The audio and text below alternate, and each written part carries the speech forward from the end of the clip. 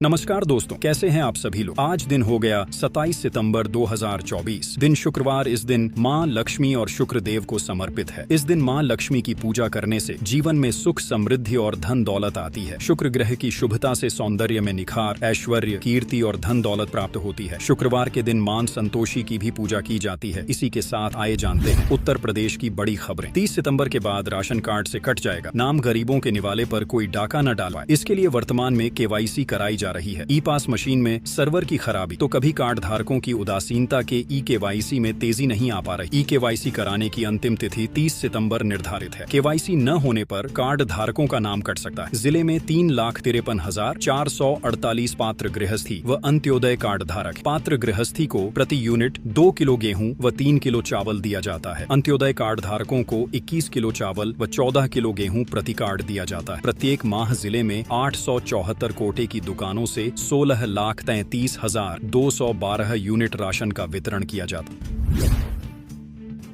Hotel restaurant में name plate के आदेश पर भड़की मायावती। बोली, जनता को परेशान करने वाला है योगी सरकार का फैसला। खाने पीने के सामानों में कभी थूकने तो कभी किसी तरह की मानवीय अपशिष्ट मिलने की खबर रोजाना ही सुनने देखने को मिल रही है। ऐसे में उत्तर प्रदेश की योगी सरकार ने मिलावटखोरों पर नकेल कसने के लिए दुकानों के बाहर बोर्ड पर मालिक और मैनेजर के नाम पता लिखवाने के निर्देश जारी किए हैं। हालांकि ऐसा ही फैसला कावदीएच यात्रा के दरमियान भी देखने को मिला था, जिसमें कि दुकान पर मालिक के नाम लिखे होने के कानून को योगी सरकार ने अमल में लाया था, जिसके बाद में कोर्ट में योगी सरकार के इस फैसले पर बड्डी फजीहत भी हुई थी। इन्हीं मसलों को लेकर बसपा प्रमुख मायावती ने अपना बयान सोशल मीडिया हैंडल X पर दिया। मायावती ने इस फैसले को जनता को परेशान करने वाला बताते हुए खाद्य सुरक्षा कम और जनता का ध्यान बांटने वाला बताया है। मायावती के अनुसार पहले से ही खाद्य सुरक्षा कानून के KDDDHA नियम देश में मौजूद, इसके बावजूद सरकारी लापरवाही और मिलीभगत से मिलावट का कारोबार फल फूल रहा है। उन्होंने योगी सरकार से सवाल करते हुए कहा कि क्या महज नाम लिखवा देने से मिलावट का गोरख धंधा बंद हो सकता है।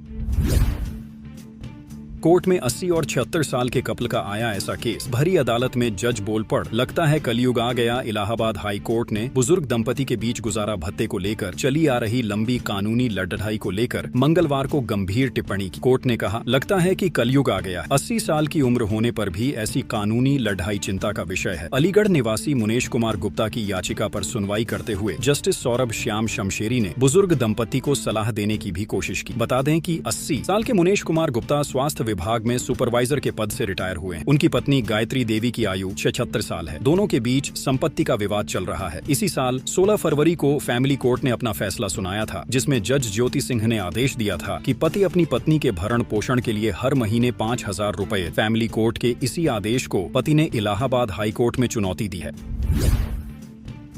प्रयागराज के मंदिरों में बैन हुआ प्रसाद, अब फल और नारियल से लगेगा भगवान को भोग। तिरुपति मंदिर के लड्डुओं के विवाद का असर अब समूचे देश के मंदिरों में देखा जा रहा है। इसी क्रम में प्रयागराज के कई बड़े मंदिरों में भगवान को मिठाई का भोग प्रतिबंधित कर दिया गया। इसी के साथ व्यवस्था दी गई है कि कोई भक्त यदि भोग लगाना ही चाहता है तो घर में बने प्रसाद या फल फूल भगवान को भोग स्वरूप अर्पित किए जा सकते हैं। प्रयागराज की प्रसिद्ध शक्तिपीठ अलोप शंकरी और ललिता देवी मंदिर के अलावा बड़े हनुमान जी तथा मनकामेश्वर महादेव मंदिर में इस व्यवस्था को तत्काल प्रभाव से लागू भी कर दिया गया है। वहीं बाकी मंदिरों में इसे जल्द लागू करने की योजना। ललिता देवी मंदिर के मुख्य पुजारी शिव मूरत मिश्रा के मुताबिक मंगलवार को ही इस संबंध में पुजारियों की मीटिंग हुई। मीटिंग तिरुपति मंदिर में उठे लड्डुओं के विवाद को लेकर विचार विमर्श किया गया। चूंकि आस्था का मामला है, इसलिए किसी भी मिठाई विक्रेता पर मिलावट को लेकर भरोसा करना उचित नहीं। यहाँ भी मिलावटी घी में लड्डू या मिठाइयाँ बनने की आशंका प्रबल है। इसलिए तय किया गया कि अब भगवान को मिठाई का भोग ही न लगे। इसके स्थान पर भगवान को गुड़ चना, फल फूल, नारियल या घर में पवित्र अवस्था में बनाए गए प्रसाद भी भोग स्वरूप अर्पित किए जा सकते हैं।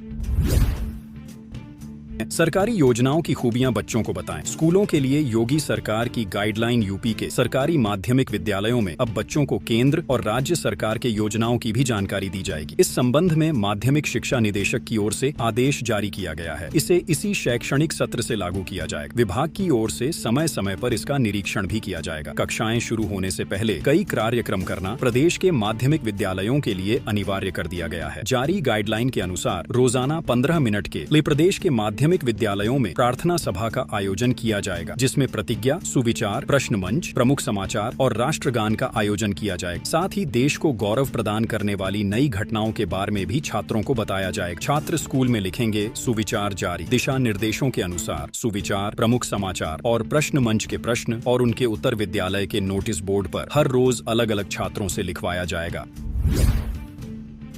सहारनपुर में फर्जी महिला कांस्टेबल पकड़ दी गई। सहारनपुर में एक फर्जी महिला कांस्टेबल को पुलिस ने पकड़ा है। जब पुलिस ने पूछताछ की तो वह वजह थी कि वो अपने पति से परेशान थी। वो उसे रोज पीटता था, गाली गलौज करता था। इससे बचने के लिए उसने एक तरकीब सोची कि मैं पुलिस वाली बन जाती हूँ तो वो मुझे नहीं पीटेगा। फिर महिला ने फर्जी वर्दी सिलवाई, पति के सामने गई, उसे बताया कि मैं अब पुलिस वाली बन गई हूँ। लेकिन उसका एक मंदिर का वीडियो वायरल हुआ। इसमें वो पैर में चप्पल पहने दिखी। इस पर पुलिस वालों को उस पर शक हुआ। सख्ती से पूछताछ करने पर का सारी बात कबूल ली। देवबंद के कायसवाड़ा निवासी शिवचरण की पत्नी पूजा को पुलिस ने बुधवार को पकड़ डीएच लिया। पुलिस की वर्दी पहनकर अक्सर घूमती। कस्टडी में उसने बताया, मैंने पति की मारपीट से परेशान होकर पुलिस की वर्दी पहन ली, अब पीट कर दिखा। पूजा जब घर पर वर्दी पहनकर आई, पति उसे देखकर हैरान रहे। अरे ये क्या? बोली, तुम मुझे बहुत परेशान करते थे, अब हाथ भी मत लगाना, नहीं तो जेल भिजवा। इसके बाद पति उससे डरने लगे, लेकिन मोहल्ले वालों ने अचानक उसे वर्दी देखा तो दंग रह गए।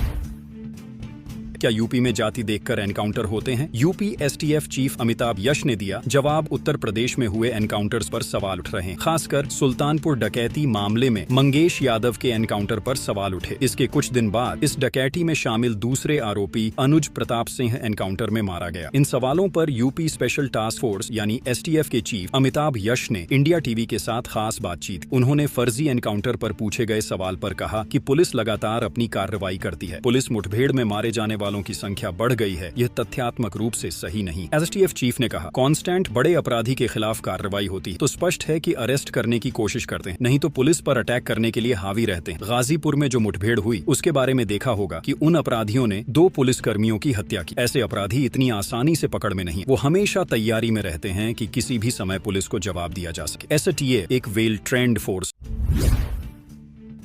पत्रकार ने अब खटखटाया सुप्रीम कोर्ट का दरवाजा। सीएम योगी पर जातिवादी होने का आरोप लगाने पर हुई थी एफआईआर। उत्तर प्रदेश के मुख्यमंत्री योगी आदित्यनाथ पर टिप्पणी करने पर यूपी पुलिस ने पत्रकार अभिषेक उपाध्याय और ममता त्रिपाठी के खिलाफ एफआईआर दर्ज की। बता दें कि दोनों पत्रकारों ने उत्तर प्रदेश के तमाम महकमों में बड़े पदों पर बैठे अधिकारियों की जातियों के बारे में लिखा था कि कैसे योगी आदित्यनाथ ने सभी पदों पर ठाकुरों को लगाया हुआ। इसी वजह से दोनों पत्रकारों के खिलाफ एफआईआर दर्ज की। अब पत्रकार अभिषेक उपाध्याय ने इस मामले में सुप्रीम कोर्ट का दरवाजा खटखटाया। पत्रकार अभिषेक उपाध्याय ने एफआईआर को रद्द करने के लिए सुप्रीम कोर्ट में याचिका दायर की है। उपाध्याय ने अपनी याचिका में कहा कि उनके लेख यादव राज बनाम ठाकुर राज या सिंह राज के खिलाफ गंभीर धाराओं के तहत एफआईआर दर्ज की गई है, जिसमें बीएनएस की धारा 353, 197 सी, 300, 356 और आईटी संशोधन अधिनियम 2008 की धारा 46 शामिल। याचिकाकर्ता ने उल्लेख किया कि उन्हें कार्यवाहक डीजीपी को लिखे गए अपने पोस्ट के जवाब में उत्तर प्रदेश पुलिस के आधिकारिक एक्स हैंडल से कानूनी कार्रवाई की धमकियां मिल रही। उन्होंने कहा कि उन्हें लगातार गिरफ्तारी और मुठभेड़ में मारे जाने की धमकियां मिल रही।